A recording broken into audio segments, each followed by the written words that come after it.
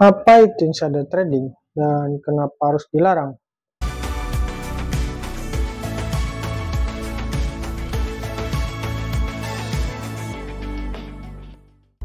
Dikisahkan ada seorang direktur dari sebuah perusahaan.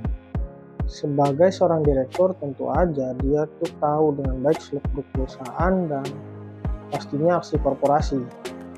Kebetulan perusahaan tersebut punya rencana merger dengan perusahaan lain. Berhubung dia adalah direktur perusahaan, maka tentu aja dia itu pasti tahu rencana tersebut sebelum publik mengetahuinya. Sayangnya pengetahuannya itu dia gunakan untuk beli saham perusahaan itu.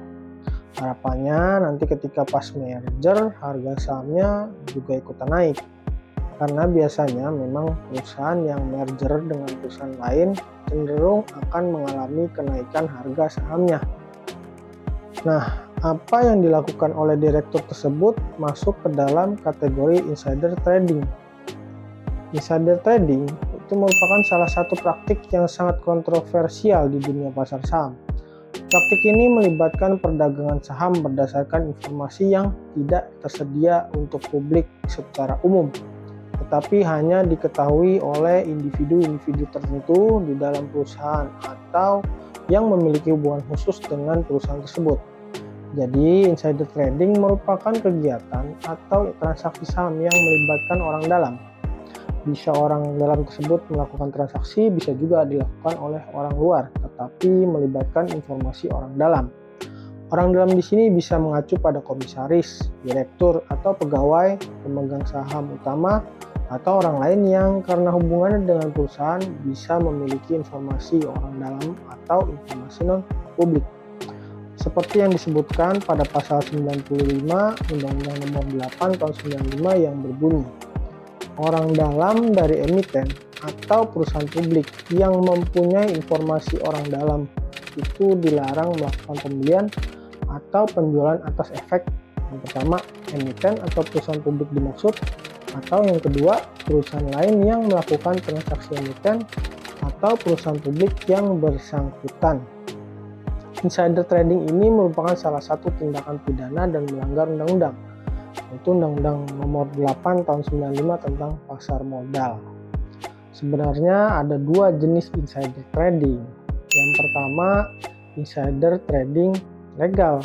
Ini terjadi ketika individu dalam perusahaan membeli atau menjual saham perusahaan mereka sendiri dan melaporkannya secara sah kepada otoritas pasar modal. Namun ini harus dilakukan dengan transparansi dan sesuai dengan aturan yang berlaku. Yang kedua, insider trading ilegal. Insider trading yang ilegal merupakan kasus ketika individu menggunakan informasi rahasia yang belum diungkapkan kepada publik umum untuk mengambil keuntungan atau menghindari kerugian dalam perdagangan saham.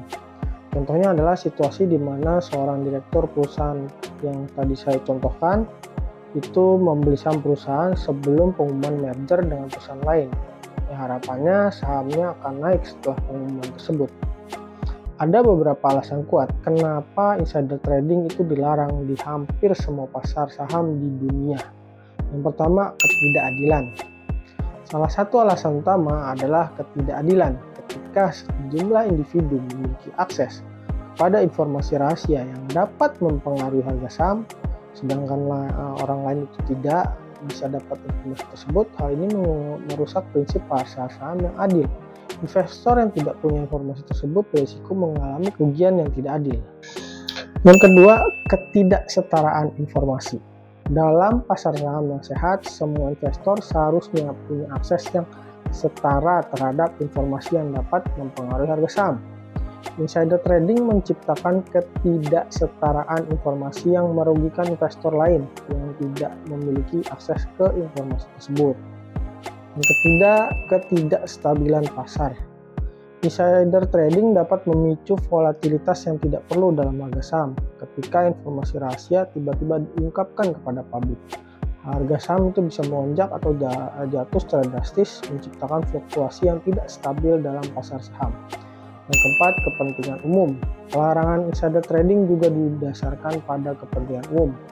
Praktek ini bisa merusak kepercayaan masyarakat pada pasar saham yang pada gilirannya dapat mengganggu stabilitas ekonomi secara keseluruhan. Kelima, kemungkinan penipuan. Dengan adanya insider trading, ada potensi penyalahgunaan informasi rahasia untuk mendapatkan keuntungan pribadi. Ini dapat merusak reputasi perusahaan dan melemahkan integritas pasar modal. Insider trading dapat memiliki berbagai dampak negatif, baik bagi investor individual maupun pasar saham secara keseluruhan. Yang pertama, kerugian bagi investor. Investor yang tidak memiliki akses kepada informasi rahasia dapat mengalami kerugian finansial yang signifikan karena informasi tersebut akhirnya diungkapkan dan mempengaruhi harga saham. Yang kedua, ketidakpercayaan investor.